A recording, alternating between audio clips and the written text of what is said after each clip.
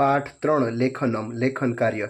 નીચે આપેલા મૂળાક્ષરો ધ્યાનપૂર્વક જુઓ અને દરેક મૂળાક્ષરની નીચે આપેલ જગ્યામાં તે મૂળાક્ષર બે વાર લખવાના છે।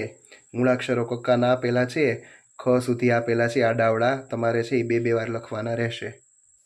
પાછળના પેજ ઉપર પણ તમારે બે વાર છે એનું પુનરાવર્તન કરવાનું રહેશે। છેલ્લે છે એ ત સુધી આપેલ। પ્રશ્ન 2 વિકલ્પો આપેલા છે। સંસ્કૃત ભાષા કઈ લિપિમાં લખાયેલ છે? નાગરી કે દેવનાગરી? ગુજરાતી ભાષાની લિપિ કઈ લિપિમાંથી આવી છે? દેવનાગરી। સંસ્કૃત ભાષાના કેટલાક મૂળાક્ષરોના વળાંકોમાં શું જોવા મળે છે? થોડીક ભિન્નતા। સગણન વિજ્ઞાનના નિષ્ણાંતોના મતે સંસ્કૃત ભાષા સગણક માટે કેવી છે? પૂર્ણતઃ યોગ્ય। રામઃ અને દેવઃ શબ્દોમાં મ અને વ પછી આવેલા બે બિંદુઓને શું કહે છે? વિસર્ગ। ઘ મૂળાક્ષર સાથે ઓછી ભિન્નતા ધરાવતો મૂળાક્ષર કયો છે? તો કે ધ। વ મૂળાક્ષર સાથે ઓછી ભિન્નતા ધરાવતો મૂળાક્ષર કયો છે? બ। ફ મૂળાક્ષર સાથે ઓછી ભિન્નતા ધરાવતો મૂળાક્ષર કયો છે? ક। ચાલો એના પછી પાઠને આધારે યોગ્ય શબ્દો વડે ખાલી જગ્યા પૂરો।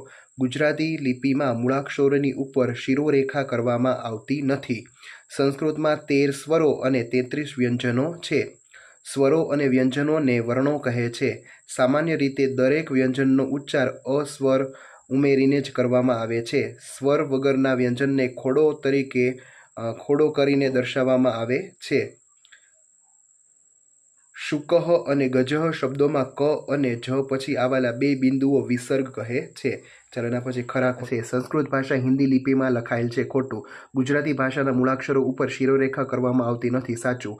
આપણી માતૃભાષાના બધા મૂળાક્ષરો દેવનાગરી લિપિની માફક જ લખાય છે, સાચું। સંસ્કૃત ભાષા કેટલીક ભારતીય ભાષાઓની જનની છે, સાચું। કમ્પ્યુટર સાયન્સના નિષ્ણાતોના મતે સંસ્કૃત ભાષા કમ્પ્યુટર માટે પૂર્ણ રીતે પ્રતિકૂળ છે, ખોટું। પ્રશ્ન 5 જોડકા આપેલા છે। સંસ્કૃત ભાષા દેવનાગરી લિપિમાં લખાયેલ છે। ત્રીજું, ઘણી ખરી ભારતીય ભાષાઓમાં બહોળા પ્રમાણમાં સંસ્કૃત શબ્દો છે। પહેલું, સંસ્કૃત ભાષાના કેટલાક મૂળાક્ષરોમાં વળાંકોમાં થોડીક ભિન્નતા દેખાય છે, એટલે કે બીજું। ચાલો એના પછી પ્રશ્નોના જવાબ છે એ એક વાક્યમાં ગુજરાતીમાં લખવાના રહેશે। સંસ્કૃત ભાષા કઈ લિપિમાં લખાયેલ છે? સંસ્કૃત ભાષા નાગરી કે દેવનાગરી લિપિમાં લખાયેલ છે। ગુજરાતી ભાષાની લિપિ કઈ લિપિમાંથી આવી છે? ગુજરાતી ભાષાની લિપિ દેવનાગરી લિપિમાંથી આવી છે। શિરોરેખાને બાદ કરતા કઈ ભાષાના કેટલાક મૂળાક્ષરો દેવનાગરી લિપિની જેમ લખાય છે? શિરોરેખાને બાદ કરતા ગુજરાતી ભાષાના કેટલાક મૂળાક્ષરો દેવનાગરી લિપિ જેમ લખાય છે। સંસ્કૃત ભાષામાં કેટલા સ્વર અને કેટલા વ્યંજનો છે? સંસ્કૃત ભાષામાં 13 સ્વરો અને 33 વ્યંજનો છે। શું શીખવાથી આપણી માતૃભાષા અને રાષ્ટ્રભાષા હિન્દીને સમૃદ્ધ બનાવી શકાય છે? સંસ્કૃત શીખવાથી આપણી માતૃભાષા અને રાષ્ટ્રભાષા હિન્દીને સુસમૃદ્ધ બનાવી શકાય છે। ચાલો પછી આપેલા શબ્દોનું અનુલેખન। અનુલેખન એટલે કે તમને જે શબ્દો આપેલા છે એના એ શબ્દો તમારે સામે આપેલ જગ્યામાં લખવાના રહેશે। પિજઃ, સંખ્યા, નકુલઃ, સંચિકા, શૃગાલઃ, ઔષધમ, વસ્ત્રમ અને મંડુકઃ। પછી નીચે આપેલી પંક્તિઓનું અનુલેખન કરી ગુજરાતીમાં ભાષાંતર કરો। સર્વે ભવંતુ સુખીન। જો સૌપ્રથમ પહેલી લીટીમાં તમારે એનું અનુલેખન એટલે કે જે વાક્ય આપેલું છે, જે પંક્તિ આપેલી છે તે તમારે ફરીવાર લખવાની છે, પછી ત્યારબાદ એનું ગુજરાતીમાં ભાષાંતર કરવાનું રહેશે। સર્વે ભવંતુ સુખીનઃ એ બધા સુખી થાવો। સર્વે ભદ્રાણી પશ્યંતુ બધી બાજુ સારું જુઓ।